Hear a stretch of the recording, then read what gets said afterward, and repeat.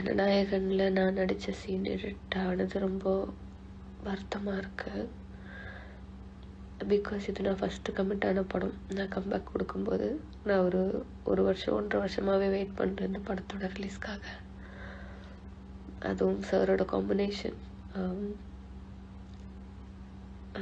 நான் மூவிக்கு நடிக்க வந்ததுக்கு காரணமே நான் சாரோட நடிக்கணும், ஒரு காம்பினேஷனில் பண்ணணும் அப்படின்ட்டு ரொம்ப ஒரு ட்ரீமாக இருந்தது. படம் சூப்பராக இருக்குது. ஹாய் ஹலோ எல்லாருக்கும் வணக்கம் and welcome back to our channel. எப்போவோ வர வேண்டிய படம் ஜனநாயகன். ஸோ பல பிரச்சனைகளால் பல மாதங்கள் கழித்து ஜூலை 23 நேற்று தான் திரையரங்கில் வெளியாச்சு அப்படின்னு சொல்லலாம். இதை ரசிகர்கள் கொண்டாடி வந்துக்கிட்டு இருக்காங்க. இது ஒரு பக்கம் இருக்க, தற்போது வந்துட்டு பிரபல துணை நடிகையான நம்ம ஆனந்தி அவர்கள், இவங்களை பார்த்தீங்கன்னா பல படங்களில் வந்துட்டு ஹீரோயினுக்கு ஃப்ரெண்டாக நடிச்சிருப்பாங்க. நிறைய படங்களில் வந்துட்டு சிறந்த துணை நடிகையாகவும் நடிச்சிருக்காங்க. ரொம்ப நாள் கழித்து கல்யாணம் ஆகிட்டு குழந்தைலாம் பெற்றுக்கிட்டு மறுபடியும் தற்போது வந்துட்டு சினிமாவுக்கு ரீஎன்ட்ரி கொடுத்துருக்காங்க.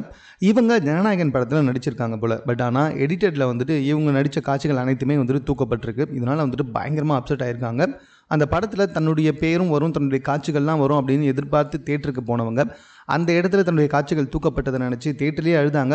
அதுக்கப்புறமா வந்துட்டு பார்த்திங்கன்னா இங்கே வீட்டுக்கு வந்து அந்த வீடியோவும் வெளியிட்டிருக்காங்க. அந்த வீடியோவில் என்ன சொல்லியிருக்காங்கன்றதை நீங்களே பார்த்துருப்பீங்கன்னு நினைக்கிறேன்.